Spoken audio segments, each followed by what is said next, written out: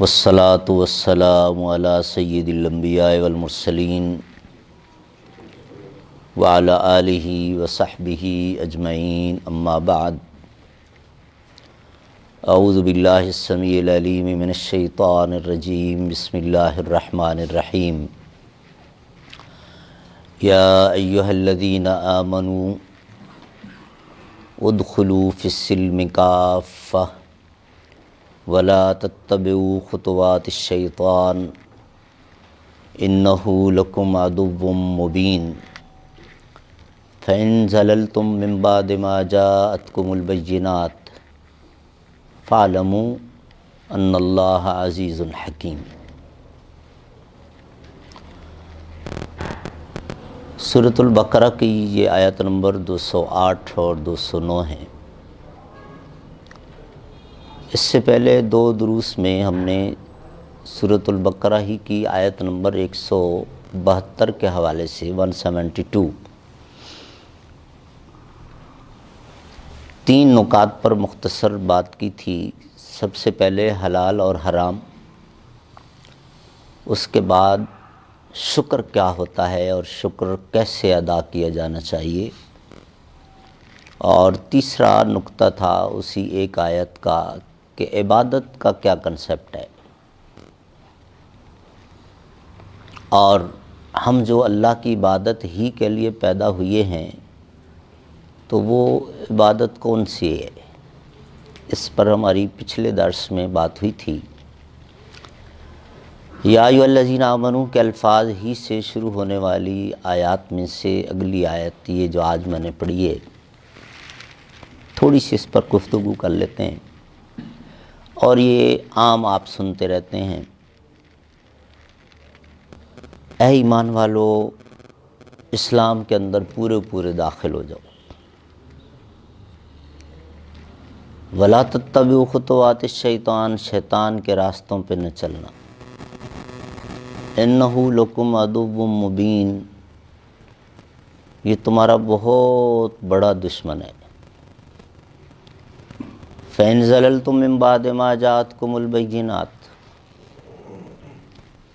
روشنی تمہیں دے دی گئی ہے، کتاب ہدایت رسول اللہ کا اسوہ تمہارے پاس آ چکا ہے، اس کے باوجود اگر تم اصل ٹریک سے سلپ ہوئے، ڈی ٹریک ہوئے، فَاعْلَمُوا، تو یہ کان کھول کر سن لو، فَإِنَّ اللَّهَ عَزِيزٌ حَكِيمٌ،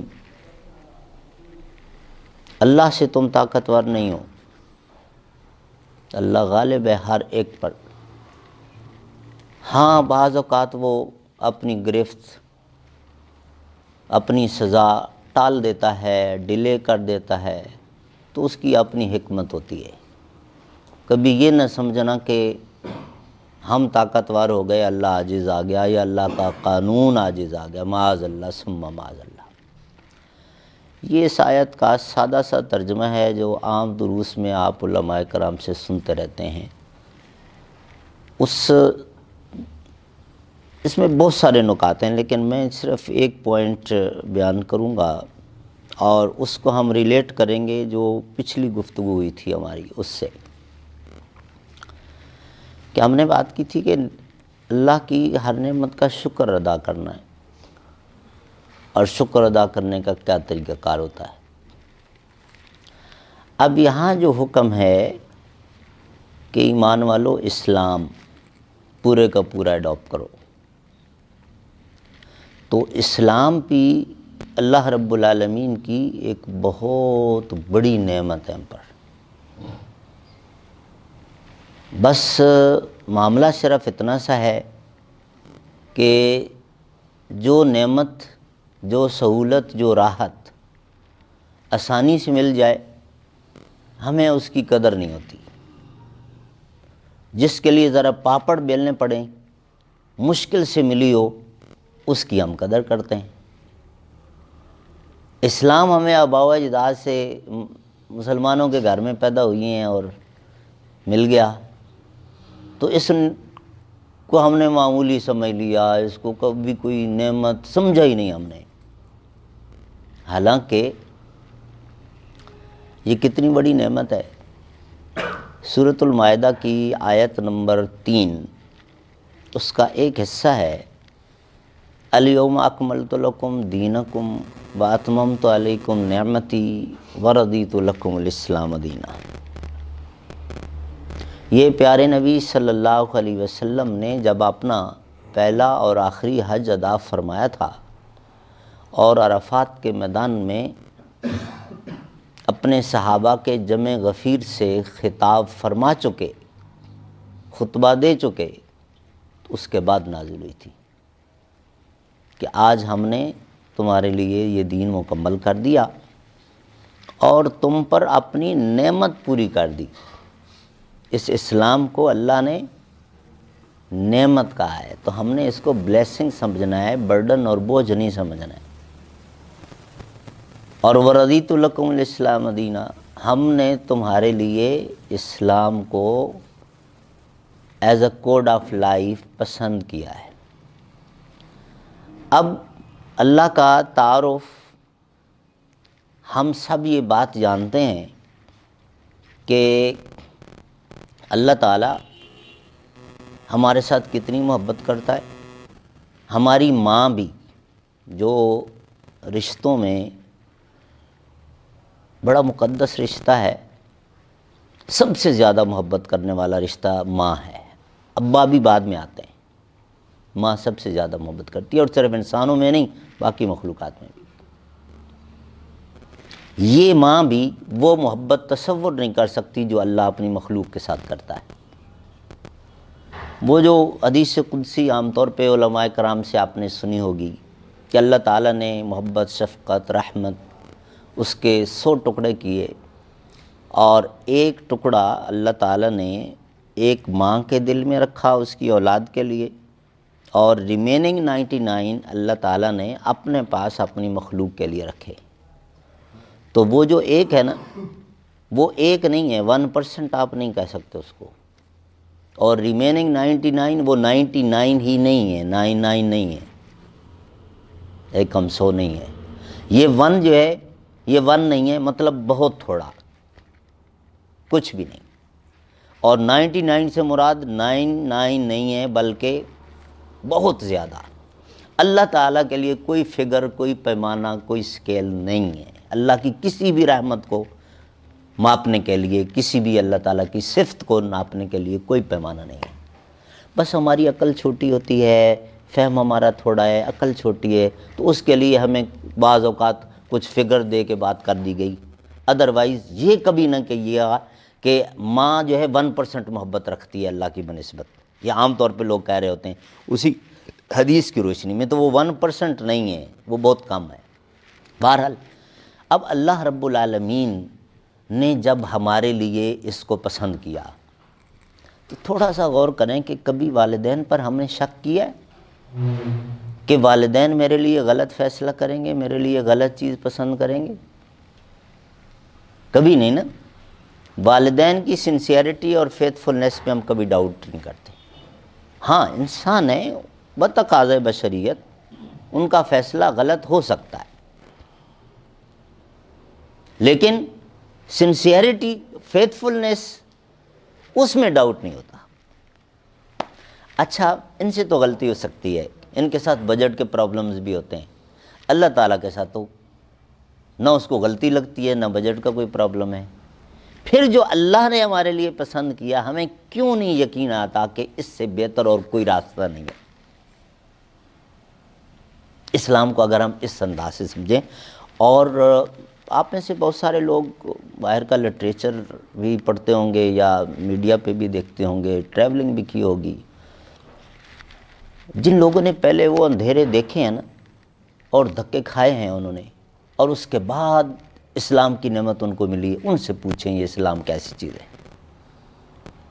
بہرحال ٹائم آپ کے یہاں مختصر ہوتا ہے، تو میں زیادہ بات کو پھیلاتا نہیں ہوں، ورنہ ایک آرٹیکل میں نے پڑھا تھا کافی عرصہ پہلے، ایک خاتون جو مسلمان ہوئیں اور انہوں نے اپنے متعلق جو کچھ لکھا کہ میں سٹیج پر نیکڈ ڈانس کرتی تھی اور کیا چیز، اور سارا کچھ بیان کرنے کے بعد جو انہوں نے، بس ایک نکتہ آپ سے شیئر کر دیتا ہوں کہ سب سے پہلی بات، پہلی چیز جس نے مجھے اٹریکٹ کیا اسلام کی، وہ اسلام کا دیا ہوا کوڈ آف ڈریس ہے۔ اور اس کے بعد تو میں نے اپنے دل سے سوال کیے کہ یہ چند سو لوگ میرے سامنے اور ہزاروں ٹی وی کی سکرین پر مجھے دیکھ رہے ہیں، میں ان کی انٹرٹینمنٹ کا ذریعہ بنی ہوئی ہوں، یہ میری ریسپیکٹ ہے؟ یہ میں نے اپنے ضمیر سے سوال کیا، جواب سب کو پتہ ہے۔ اور اس کے بعد کہا کہ کوئی ایک مرد وہ مجھے دیکھے، اس میں میری عزت ہے، ریسپیکٹ ہے، تقدس ہے، جو اتنے سارے دیکھیں تب ریسپیکٹ ہے۔ بس وہیں سمجھ آ گئی ساری بات، تو سب کچھ چھوڑ چھڑا کے اس طرف۔ بہرحال یہ میں نے ایک مثال دی ہے، بیسیوں مثالیں ہیں۔ تو میرے بھائیو، جو بات میں کرنا چاہتا ہوں وہ یہ کہ اسلام جس کو اللہ تعالیٰ نے بہت بڑی نعمت اور پھر ہمارے لیے پسند کر کے اس کو دیا ہے، ہمیں اس کی قدر ہونی چاہیے، اس کا بھی ہم نے شکریہ ادا کرنا ہے۔ پیارے نبی صلی اللہ علیہ وسلم نے حضرت حمزہ رضی اللہ تعالیٰ عنہ، جو آپ صلی اللہ علیہ وسلم کے چچا تو تھے ہی، فوسٹر بردر بھی تھے، رضائی بھائی تھے، عمر میں 2 سال کا فرق تھا۔ سویبہ نامی خاتون جنہوں نے حضرت حمزہ کو پہلے فیڈ کروایا تھا، اسی خاتون نے آپ صلی اللہ علیہ وسلم کو بھی چند دن فیڈ کروایا تھا۔ حلیمہ سعدیہ کے ہاں تو بعد میں گئے تھے۔ تو حضرت حمزہ جب مسلمان ہوئے اور وہ جو آپ صلی اللہ علیہ وسلم پر ابو جہل کا حملہ ہوا تھا اور آپ صلی اللہ علیہ وسلم کو لہولہان کر دیا گیا تھا، وہ ایک لمبی سٹوری ہے، لیکن حضرت حمزہ رضی اللہ تعالیٰ عنہ جب آپ صلی اللہ علیہ وسلم کے گھر آئے اور آپ کو اس حالت میں دیکھا، حضرت خدیجہ رضی اللہ تعالیٰ عنہ آپ کی مرہم پٹی کر رہی تھیں اور آپ صلی اللہ علیہ وسلم سے کہا کہ بس میں معذرت چاہتا ہوں، جو کچھ آپ کے ساتھ ہوا ہماری وجہ سے ہوا، اب آج کے بعد میں آپ کے ساتھ ہوں۔ تو رسول اللہ صلی اللہ علیہ وسلم نے اپنے چچا کا شکریہ بھی ادا کیا، اور اس کے بعد جو بات کی ہے وہ یہ فرمایا کہ چچا بلا شبہ یہ سپورٹ بھی مجھے چاہیے جو آپ وعدہ دے رہے ہیں مجھے، لیکن میری اصل سپورٹ یہ ہے کہ جو پیغام میں دیتا ہوں نا، آپ وہ قبول کریں۔ اب اس سے اگلی بات جو ہمارے آج کے اس ٹاپک سے ریلیٹڈ ہے، آپ صلی اللہ علیہ وسلم نے فرمایا چچا آج آپ کو وہ نعمت ملی ہے کہ دنیا و ما فیہا کا سارا خزانہ ترازو کے اس پلڑے میں رکھ دیا جائے اور اس اسلام کو یعنی کلمہ توحید کو اس پلڑے میں رکھ دیا جائے، اس کا وزن زیادہ ہے۔ یہ اتنی بڑی نعمت ہے۔ وہ لوگ پاگل تھے کیا؟ حضرت بلال اور ان کے جن کے ہم واقعات سنتے ہیں، ایک مرتبہ سمجھ آ گئی کلمہ توحید، کیا کچھ نہیں ہوا، دنیا کا ظلم بتائے نا جو نہ ہوا ہوا، حتیٰ کہ رسول اللہ صلی اللہ علیہ وسلم کے ساتھ فزیکلی ٹارچر الگ کیا گیا، مینٹلی ٹارچر الگ کیا گیا۔ 2 بیٹیوں کو بیک وقت طلاق ہوئی، عتبہ اور عتیبہ، جو آپ صلی اللہ علیہ وسلم کے فرسٹ کزن بھی تھے، ابو لہب کے بیٹے تھے، ان کے نکاح ہو چکے تھے حضرت زینب اور حضرت رقیہ کے ساتھ، رخصتی نہیں ہوئی تھی۔ تو ابو لہب نے یہ اسی اسلام دشمنی کے تحت اپنے بیٹوں سے کہا کہ ڈائیورس کر دو۔ اب ایک بچی کو اگر اللہ نہ کرے یہ معاملہ بھگتنا پڑ جائے اور اس کے ساتھ یہ ہو جائے، والدین پہ کیا بیتتی ہے؟ 2 بیٹیاں بیک وقت، رسول اللہ کی استقامت کا کتنا بڑا امتحان تھا۔ بہرحال یہ سب کچھ ہوا اور یہ سارا کچھ برداشت کیا۔ آج ہمیں کیا ہو گیا؟ بڑی معمولی باتوں پہ ہم اپنے لیے ایکسکیوزز ڈھونڈتے ہیں۔ اور یاد رکھیے گا، 2 آیتیں ہی چھوڑ کے آگے آپ پڑھیں، سل بنی اسرائیل کا ذکر کیا اور پھر کہا وَمَن يُبَدِّلْ نِعْمَةَ اللَّهِ مِن بَعْدِ مَا جَاءَتْهُ فَإِنَّ اللَّهَ شَدِيدُ الْعِقَابِ۔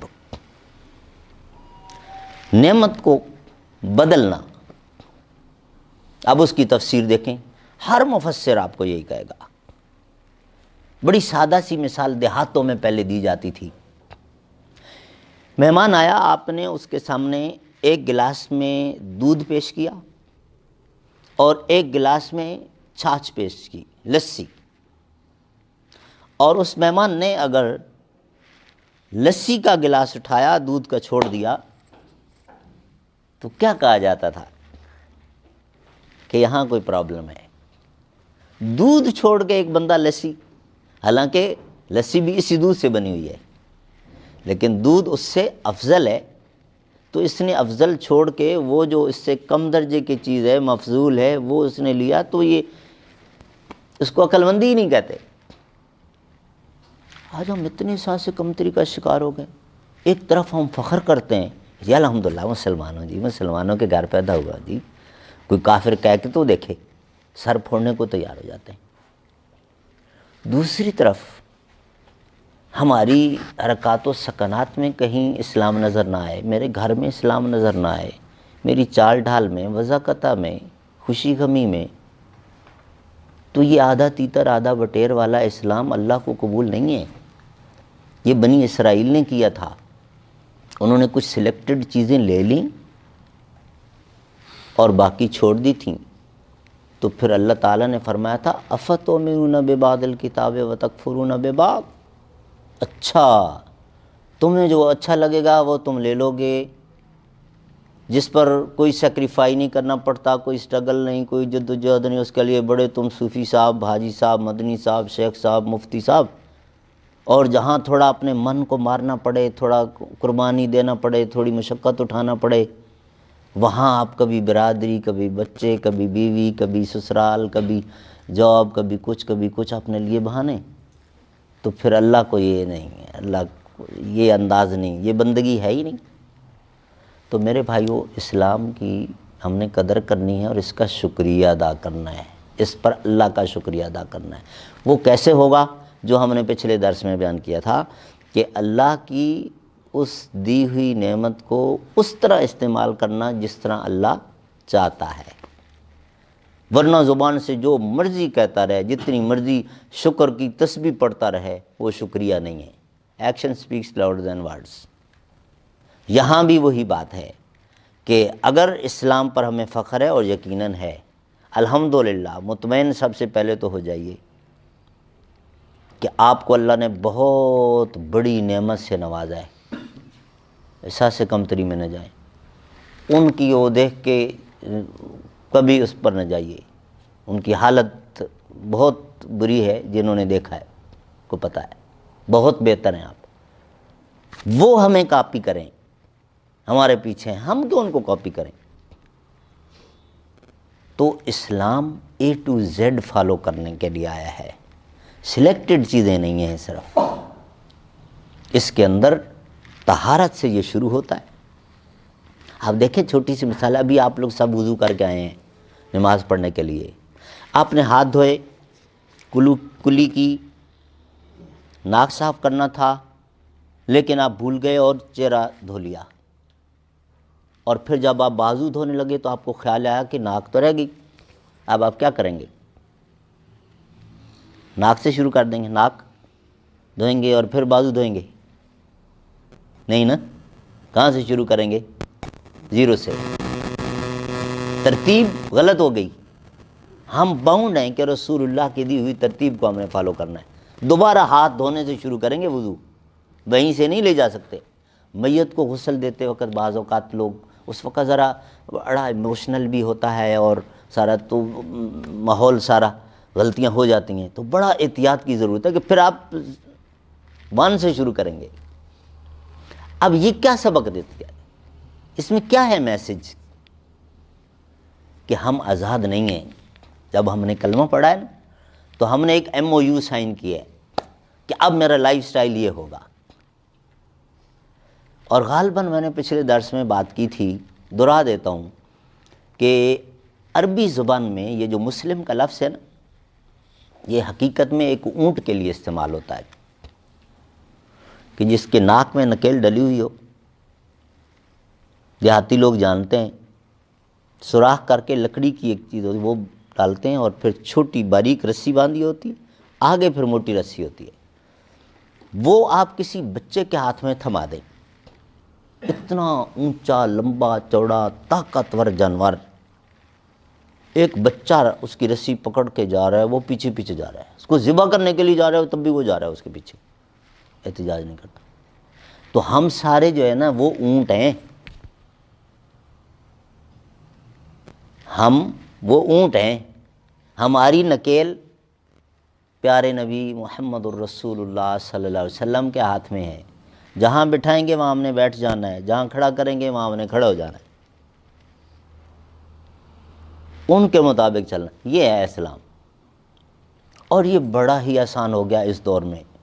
یہ چھوڑیں، یہ لوگ دھوکہ دیتے ہیں، شیطان کا بہکاوا ہے، جی یہ مولوی یوں کہتا ہے، یہ یوں کہتا ہے، یوں کہتا ہے، میں کیا کروں؟ جو پرنسپلز ہیں وہ ایک ہی ہیں۔ اصل میں یہ کہ ہم ہر چیز میں ٹھیکیداری نظام لے آئے۔ مولویوں کو اللہ تعالیٰ نے کوئی ٹھیکہ نہیں دیا ہے، ہر مسلمان پر فرض ہے، طلب العلم فریضۃ علی کل مسلم و مسلمۃ، بیسک سیکھنا ہر پر فرض ہے۔ اور میں آپ سے آخری بات کرتا ہوں، قرآن پاک جس کو اللہ نے ہمارے لیے گائیڈ بک،